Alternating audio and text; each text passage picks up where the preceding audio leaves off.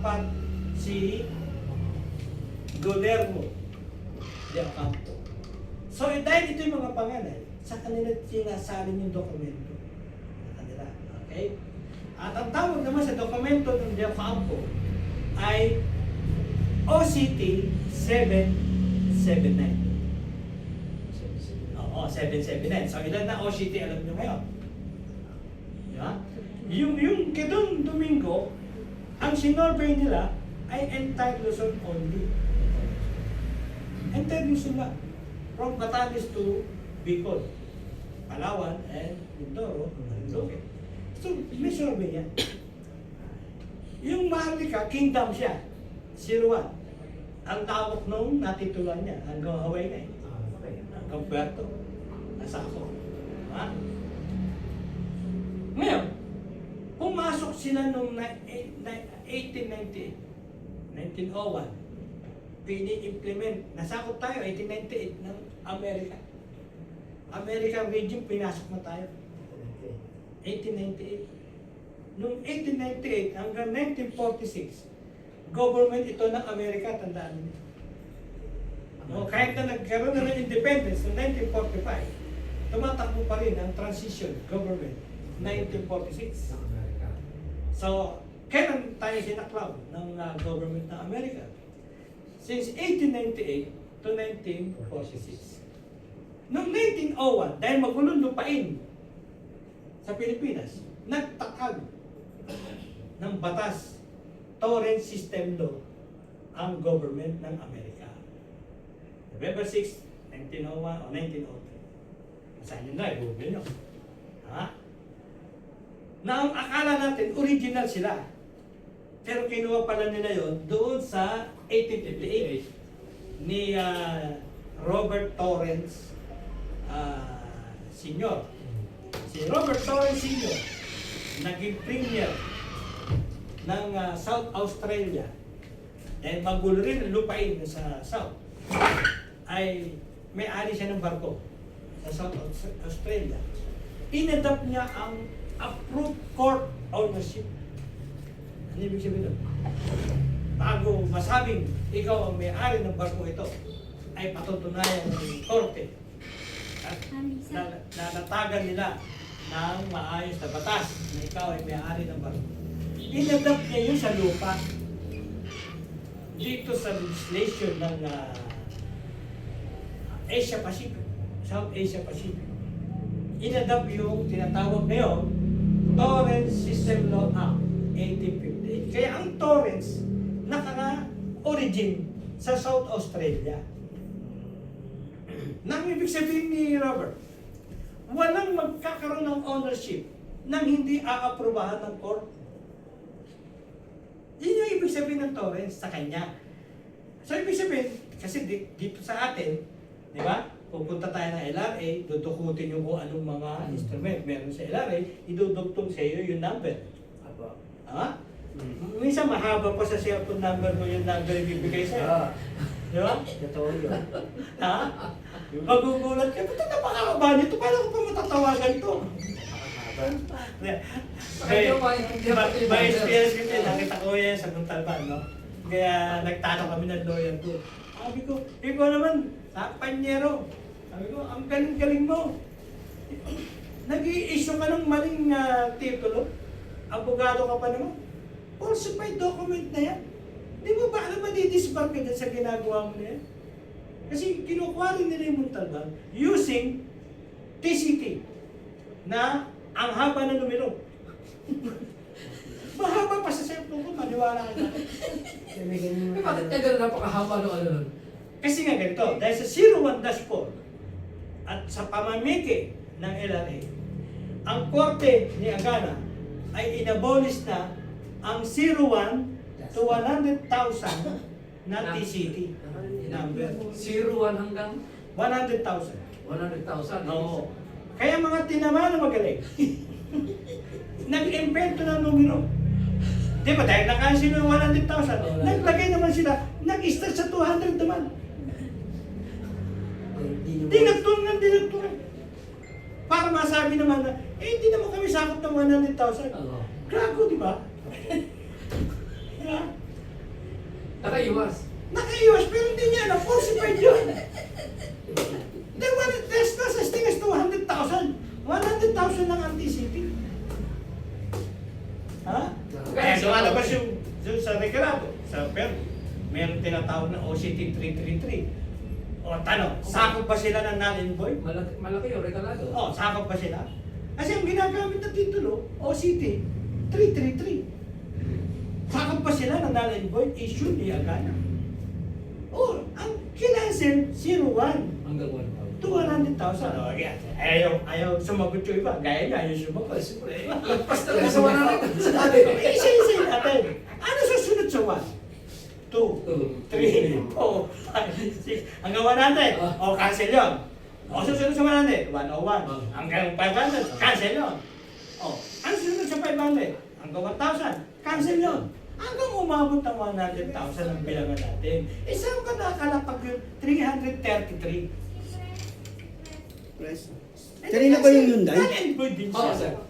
May ilalabas na po yata. Non-employed din. Di ba? Sabi niya, hindi rin siya sa ako. Tama ka pala eh. 01 to 100,000. Ang cancel. Gusto mo bang baybayin ko yung 200? Pagkatapos ng 200, susunod 300. Oh, susunod sa 300, 301.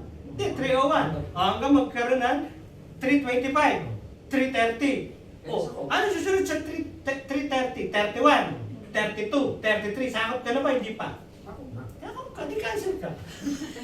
Bawa, hindi nyo ba naiintindihan yung kinasil 100,000? Hindi kinasil dyan, 01 lang at 100,000. Hindi ganun. Ang nakalagay 2. Magbibilang ka ng 1 hanggang 100,000 ang kinancel. Ayan, dito yan. 8,333 yun. Kasama siya. Kasama ka. Sa gitna eh. Oh, hindi, marami pa dumarating. Hindi kami kasama dyan. Ano number mo? 1,000. Oh, bibilahin ko ulit. Makasama ko na eh. 100,000 po kinancel. Ay, magagaling na ilari yung director na yan. Iniwasan yung 100,000. Nagawa ng 200,000.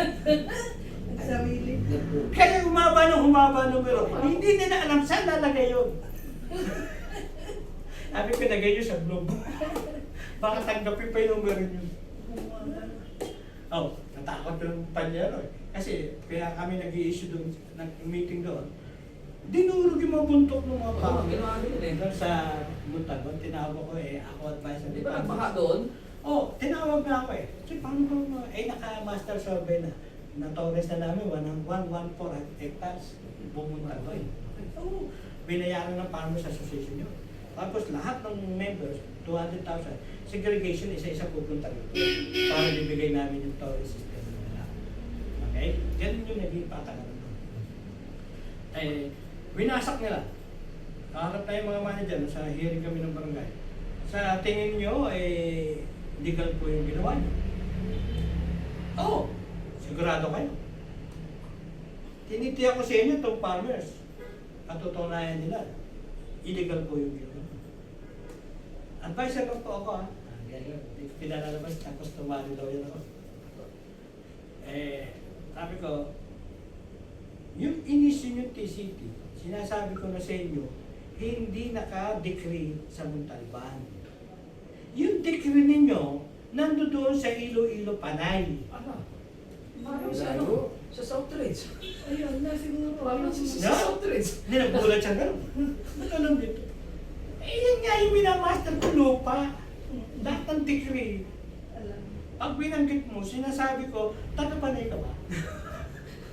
Alam mo location. Bakit dito kayo nagdudurog ng lupa?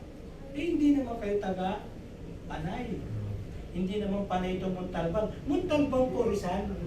Hindi po ito Panay Island o Iloilo, Antique. Pero hindi ka rin yung nandun po. Nagulat siya. Tapos gusto niyo ba malaman yung OCT niyo? Kung saan nyo rin kinuha. Kasi may nakalagay dito OCT. Huwag kayo magugulat ha. Sa Tondo, Manila po yung OCT niyo.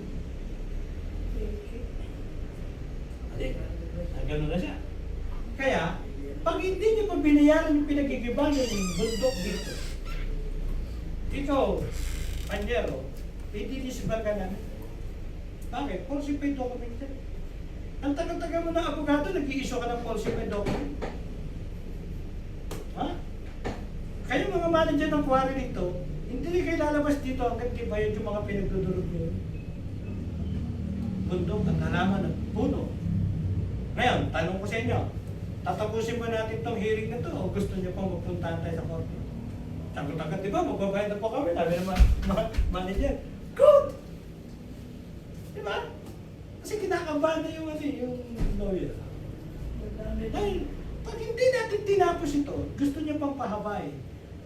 Yung 1 per hectare, pababayad namin sa inyo. What? Tumahimik na. Nagkaroon na natin. Pagbabayan. Ayun. Hindi niya. Oh. Pabayaran niya, sigurado kayo. Opo, opo. Mula doon sa lupa, halaman, bundok, puno, at may naperwisyo kayong ilog dyan at lawa, tama niyo po yan. Babayaran. Opo. Agree tayo? Mr. Secretary. Ma'am, baka pwede po i-report. Magbabayad sila. Kailan po? Ngayon po. Oh, yan din. Ay, yaman naman cover! Sabi ko. Ngayon daw! Okay, good. Pina ko lahat yung mga pangit. Pina na ako kay ma'am. Tapusin na po natin to. Isete na natin. Magbabayad naman po sila. Pero panyero, huwag mo na ulitin yung ginawa mo. Maniwala ka sa akin. Sa isang linggo, hindi ka na abogado. I-report kita. Falsified document ini-issue mo sa hearing ng barangay. Besides, bawal ang abogado sa harapan ng hearing ng barangay. Bakit ka nag-represent sa akin? Ha? Hindi, di ba? Sorry po. Huwag mo naman po kami. Di mo alam. Tanongin kita. Ito, tatapusin ko sa kanya. Alam mo ba yung towing system ng Panjer? Abogado ka pa. Tinanong ko abogado yun ha. Ang sagot ba naman, ano ba yun? Hindi ka rin Pag ganyan ang sagot mo, wala kang alam. Nakakita ka na ba ng torrent system o torrent style? Ano ba yun? Hindi niya rin alam. So definitely, nakikipagharap ka rito, hindi mo naiintindihan yung pinasok mo hearing. Ha? Ito ay approved court title. Pinasok mo. Tinatawag ko isang naka-torrents doon sa ano tayo. Pwede bang mailabas mo yung torrents mo? Hindi nga kakapal yan. Oo, kapal. Panyero ha, dito lang natin babasahin to. Pwede mong picturean. Yung sa'yo nga, in-issue sa Caloocan, ayaw mo pa-picturean sa amin, di ba? Peki kasi dadali kita sa IBP dahil yung falsified document. Ayari ka. Siyempre, mapasi yun. Pagka nag-issue sa inyo ng titulo, puno nyo agad. At sinasabi ko sa inyo, falsified document yun. Tatanggalan sa kanya ng Oo. lisensya. Pag abogado naggawa nun, kaya isang linggo wala na sa trabaho. IBP na kayo Oo, IBP, didisqualify. Bakit ganito presentasyon mo? Puro mali. Ay, sisinungaling ka, nanumpa ka eh. Di ba? You tell the truth and power up, di ba? And nothing but the truth. Sa hearing nito, mag-i-issue ka ng falsified document. Basahin nito nga nung yan ng torrent. Binasa oh. Ano sabi ng abogado? Kasi YouTube ko to hanapin nyo Elohim channel. Elohim. Elohim? Oo, Elohim channel. Diniscuss niya. Sino binasa? Oh! Tanong, ano comment mo? Torrent. Oo, puro batas ito. Oh, pangalawa. Matasabi bang judicial title yan o hindi? Basta mo mabuti. Ay, judicial po ito. Nasa ending nyo, Supreme Court. Approve. So alam nyo na, saan tayo makakarating sa usapin ito. Ha? Yan po ang torrents. Yung lupa, under one, ito na, magbibigay na ako ng 5 batas ng torrents na ginawa. Oo, di ba? Kaya master nyo to. Video mo na lang, wag ka na magsulat. Parang hindi ka mahirapan. Oo nga. Ay, kasi niya mahirapan. Kaya mo siya, ay, papakahirap. Ako kanina pa ako nakabidyo eh.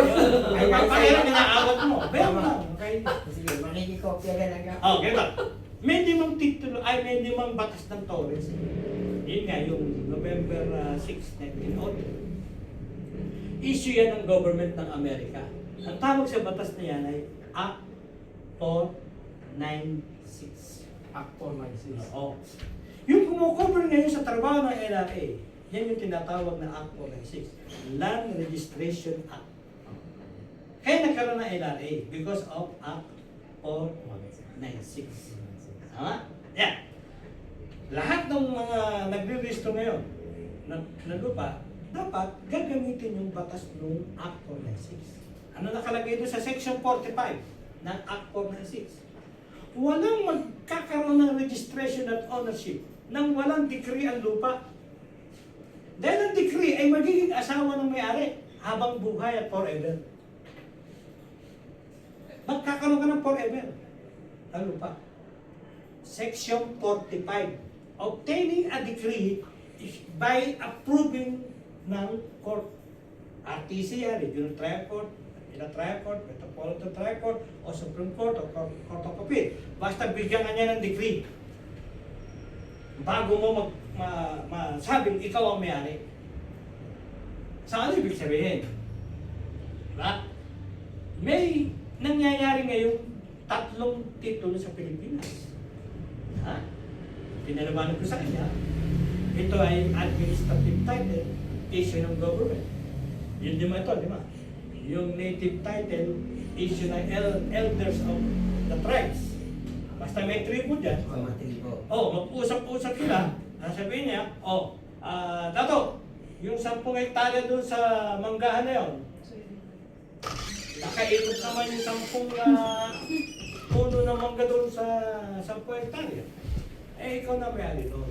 Re-record na lang natin. Sa tribo yun. Oo, sa tribo. Ang tawag nila doon, pag binigyan ka nila kahit na isang kaperasong kawayan na pagpapatunay na ikaw ay nabigyan ng titulo, approve yun.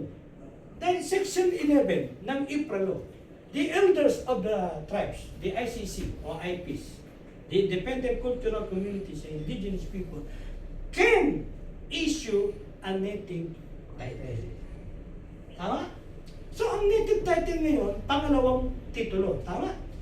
Kasi yung sinasabi pag may kausap ko, hindi, dapat ang government lang nag-issue ng titulo. Sigurado ka? Yan, agad ganon. Bakit? Hindi totoo yun. Dahil may IPRA law na eh. Ano yung IPRA law? Indigenous People's Right Act 1997 ng tinatag at sinadjust ni Senator, yung pantak na senador. Javier. Plavier. Plavier. Si Plavier, si Dr. Plavier. Namatay lang. Taga Iloilo rin yun. Kaya nagkaroon ng tinatawag na, ano yung sinasabi natin? Na native title. Ngayon, dahil yung administrative title ay nagsimula noong 1945 kasi nagkaroon ng government, sir. Alam mo na, oo, kailangan master nyo na yun. Tuturuan nyo. Mamaya magpa-written exam ako, hindi nyo masagot. Nagsimula ang Philippine government ay 1945. Nakukuha nyo? Kasi hindi siya pwedeng magpunta na 1898. Bumaba pa sa 1898. 15th century na kailan ang Spanish government. Pagdating naman nung hingi ng tulong ang mga King Luzon dyan sa British government para itong pananakop ng mga Kastila ay lumalabis. Dahil pati ang mga pare at obispo nangunguha ng lupa sa Maharlika. Kaya nagkaroon ng prior land. Basta pag-aari ng pare kanila raw yun, sa Maharlika yun eh. Kaya nga, there's no such thing as prior land. Dahil Spanish lang grabbing pa rin yan. At sorry sa Katoliko, lang grabber talaga. Nakatang pwesto nilang simbahan. Nanggaling yan sa Maharlika. Okay? Ngayon, ano ang sinasabi natin kasunod ng ating kwento? Yung pangatlo ay Torrens Approved Title. Ha? So, kunin natin ha? Yung administrative, nag-start kayo 1945. At ang kinokopya niyong batas ay Act 496. Ha? Hindi naman kayo sigurado doon sa batas na yun dahil hindi niyo i-implement. Dahil walang decree ang mga tisiting ini-issue na yan. Nangongopya sila ng decree kung saan-saan. Dapat ang decree particular sa lupa mo. Hindi particular sa probinsya. Ano nangyayari? Sinasaklaw ka ng Iloilo at nandiyan ka sa Rizal. Hindi pwede ganon. Kasi ang decree dapat particular sa lupa. At siya'y nagiging asawa forever nung may-ari. Ha? Ayan. Ayan. Yung pangatlo na titulo ay, ano? Torrens.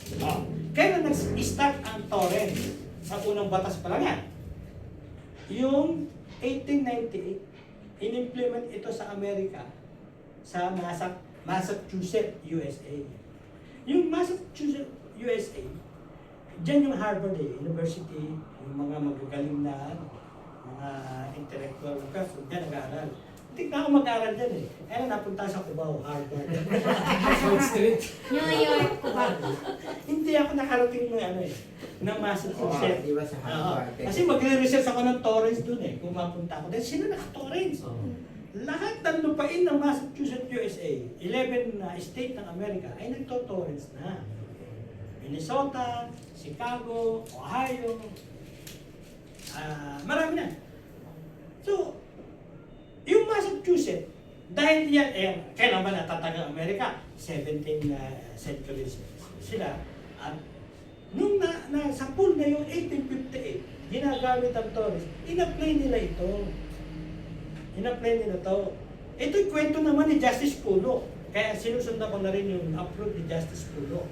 Na yung pinapractice ng Amerika sa Massachusetts, USA, ay verbatim copy. Ayan yung ibig sabihin ng verbatim copy. Kopyang-kopya yung 1858 noong Amerika. Anong South Australia. So, saan natin dudukutin yun ang origin ng Torrance. Nagsimula sa kay Sir Robert Torrance. Di ba? The Premier or the President of South Australia. At nagtatag siya by legislation ng tinatawag na Torrance System Law, pinangalan sa pangalan niya dahil Robert Torrance, dahil siya may akda, pinangalan sa kanya. Nagkaroon ng Torrance System Law Act. Kailan pa yan? Wala pa tayo sa mundong ibabaw. Di ba? Under British government, Queen Victoria, ay naitatag ang Torrance System Law. Ngayon, after 40 years, in-implement ito sa Amerika. 1898. Nakuha niya? 1898. Ngayon, dahil itong mga Kastila ay sumasobra na ng Landgrabe, nakahingi si King Luzon Tadyan ng tulong sa sa Vatican. Yung Papa, sabihan yung mga pare nila, sumasobra manguha ng mga lupa, ang lalaki ng kalupuan. Diba? May simbahan na nga, may plaza pa. Diba? Diba? Ganun ang kanilang Landgrabe. Tapos, babakuran yung kanila na yun. Eh, paano pa yung mga seminaryo? Ang lalaki rin. Ang lalaki. Di ba? Ang Landgrabe, kaya nagreklamo si King Luzon Tadyan sa Popa ng Vatican. Baka pwede sa way nito. Yun, nagkaroon ng batas doon, pagtigil na ng pangungurakot ng lupa ng mga pare. At ayun, sinusog na rin sa US, sinabihan na rin sila. Hanggang meron pa rin makulit. At noong 1764 na nga, bumaba ang British government. Nilagyan siya ng 01-4. May titulo na kayo. Dahil pasasalamat nila kay King Luzon, Tadyan. Malaking bagay at malaking tulong ng mga ginto niya para makaangat na ekonomiya rin ang British government. Kaya yung 01-4 ang tawag yan ng British government ay Protocol Decree 01-4. So, ano origin ng 01-4? Protocol Decree 01-4. So, Maharlika Kingdom yan. So, ibig sabihin, from Luzon, Visaya at Mindanao, nakatitulo ng 01-4. Tama ano? Ayan. Nung pumasok na yung government, napalayas yung mga Kastila. Sinuko ng mga Kastila ng mga island sa atin. 7,169. Pero nung nagkaroon ng conceding, ng paghiwalay na at pinapalayas ng Kastila under Treaty of Paris, ang sinabing Treaty of Paris, tinatag nila yan. Yung US, France, British, Germany, and Philippines. To protect the ownership of the land. Kaya tayo, kinakampi ng Amerika, ng France at Germany, dahil naka-treaty ang Philippines sa 5 bansa. May sinasabi pa si Justice Carpio na nagkaroon ng tinatawag na Treaty of Washington Alam niyo ba yung Treaty of Washington? Nakita ng Amerika na may mga maliliit pang pulo na hindi binigay sa kanila ng Spanish. Nagkaroon din ng pag-surrender ng mga Pacific Island sa Amerika. Di ba? Like yung mga Mauritius Island, yung Guam, kinuha pa rin ng Amerika yun sa kanilang kasunduan. Kasi ang baseline lang natin, under our AEC, ay economic zone, ay ito lang 200 miles na nautical miles na sakupan. Nung lumabas doon, ay napunta na yun sa Treaty of Washington. Yan ha, matindi na tayo, mahaba lang yung istorya natin ha. Okay, kaya, nung 1898, sakop na tayo ng Amerikano, wala na ngayong Kastila. In-apply nila yung Torrens na ginagawa sa Massachusetts dito sa Pilipinas. Para naman may batas, maliwanag sa Torrens, tinatag yung Act 496. Batas yan sa Torrens number 1. Ngayon, dahil ini-implement na yan, dapat naka-Torrens ang wording ng Philippine government. And naging problema ng Philippine government, di ba? Hindi naman ini-implement yung Act 496. Ini-implement lang nila yung Office of LRA. Yan sinasabi doon sa kanilang vision and mission, they will uphold the law of Torrens system in the Philippines. Hindi totoo yun. Banggitin mo nga yung Torrens, hindi alam na mga ibang director ano yan. Di ba? Hindi naman kami nag-issue niya, ba't nagkaroon kayo niyan? Di ba? Sa tatanong, sasagutin din natin yan. Okay? Kaya, kailan nag-start ang Torrens? Nakawan niyo na yung origin. Ang origin niyan galing sa American government. Pinasok sa atin hanggang 1946. 1978, nagkaroon ng amendment si Ferdinand Marcos doon sa Act 496. Ano ang kaiba ng amendment sa repeal? Ang amendment, hindi aalisin yung Act 496. Yung repeal, aalisin yun. Nakaya, mabubura lahat, pati Section 45. Hindi nila mabubura yon. At bawal burahin yon. Na any land, any ownership must have a decree. Nandun sa Act 496 yun. Inamendahan nila yun. Inamendahan. Kaya ngayon, nagkaroon ng tinatawag na PD 1529 ng 1970. Ayan. So, doon sa PD 1529, Presidential Decree, that time hindi pwede Republic Act. Under parliamentary ni Ferdinand Marcos, siya lang ang pwede mag-issue ng utos. Ako na. PD 1529. Ilan na yung kabisado yung batas sa to? Wala na, nagawa na ako. Ano na yan? Act 496 at PD 1529. Huwag yung pag-aalis PD history. 1529. Oo, 1529. 1978. Ay, Yan. Act 496 sa kayo. Itong Act 496, sa government ng Amerika yan eh. Pina-implement sa atin dahil sinakop tayo eh. Wala kang magagawa kaya Torrens. Kaya pumasok doon si Don Domingo de Ocampo. Yung Torrens system niya ay pinasok, ay yung Spanish title ni Don Domingo, pumasok na rin yan sa Torrens. Nagkaroon ng tinatawag na reconstitution. Kaya nung na-approve ang decree ni Don Domingo ay March 14, 1930.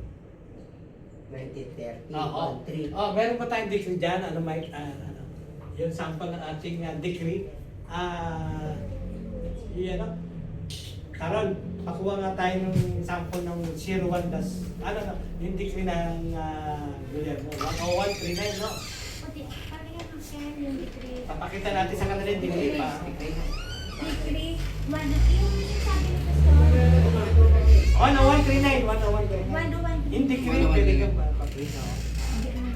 Saka, sana may surplus tayo para hindi tayo natuyan na malabang nag-sponsor para wala ka. Ay, tumawag tayo after mo dyan. Papabilihan na lang po kita ng ano. Para di ka naman sasabi 3 decree. Natuyo na ba? Wala kami bagsak sa history. Ito na. So, ang ginawa pa ni McCoy, pinagtibay yung batas na yan. Under PD 892. ang sabi naman dun sa batas na yun, lahat ng Spanish title ay disregard. Discontinuance. Huwag na ituloy yan. Hindi na yan bankable sa korte sa batas nyo. Anong batas yun? PD 890. Binibigyan ng 6 na buwan lahat na naka-Spanish title na mag-registro sa torrents system. 6 months. Paano lang Mula sa issue na decree noong 1972 o 76 ay inaatasan ng mga Pilipino owner ng kanilang mga lupa mag-rehistro na kayo sa torrent system. Section 2 PD 890. Hindi nakarehistro sa torrents, i-consider na kayong unregistered land. Registered. Oh, kung noong 1976, nagkumanda si Marcos, hindi naka-torrents, consider unregistered land. Eh ngayon, ilan lang ba ang naka-torrents? Ha? Hindi, ang dami naka-unregistered land. Kaya natuklasan ng 22 million fake title. Dahil hindi naka-torrents title. Nakanya na. Dahil ito rin yung issue ng eminent domain na 5 titulo. Ha? 5. Dapat tulad lang sa public land. Ang problema, pati mga private, pinagkakain nila eh. Diba? Pag may nagustuhan sila na ito, magro-road widening tayo. Tatamaan natin kahit sino dito, kahit private ka. Sa atin yan. Hindi ino-honor yung mga private property. Siga-siga yung DPWH, di ba? Oo, sobrang siga, sila nakademanda kayo, di ba? Dahil sa daming kurakot na ginawa. Kasi astig-astig hindi tumatakbo sa batas. Di ba? Hindi pwede na tayo ay nagbubuo ng batas. Tapos hindi sumusunod ang mga official ng government. Nandiyan sila para maglingkod sa Pilipino. Nandiyan din sila para dugasan din ng mga Pilipino. Diba? Kaya tayo nagkawatak-watak. Ayaw sumunod sa torrent system law. Sinasabi ng Pilipino, nakatanto na tayong batas. Ulit ko, review na tayo. Ano unang batas ng torrent? Act 46. Issue ng government. Na-amendahan siya. PD 1970. 1529 1978. 1976 nag-issue pa si Marcos na lahat ng mga may hawak ng kastilang titulo, hindi na yan pwede tanggapin pa sa korte. Orphans, Spanish district, discontinuance. So lahat ng ito, 892, nagsasabi, mag-rehistro na kayo sa torrents. Oh, 1976 sinabi yun, binibigyan ng 6 months. Anong year na ba tayo ngayon? Nagpapatoris ba mga Pilipino? Hindi. Simula ang... Oo, kasi di ba, supol nga naman, coordinator lang ng BLP, tsaka lang pupunta rito. Pati mga lupa sa probinsya pala. Ayan, okay. Marami din eh. Ilan na ba napapatoris natin? Marami din. Marami hindi na pinabilang. Oo, marami. Nationwide na hanggang dito, Oo. Mindanao, Oo. Yung mga biyanan doon, hindi pa nakatorrents yung mga titulo nila eh. Huwag natin yung Benin. Ano pa lang? Hindi, yung lupa nila doon sa Pati yung pati palayan. Benin niya, totoo rin siya.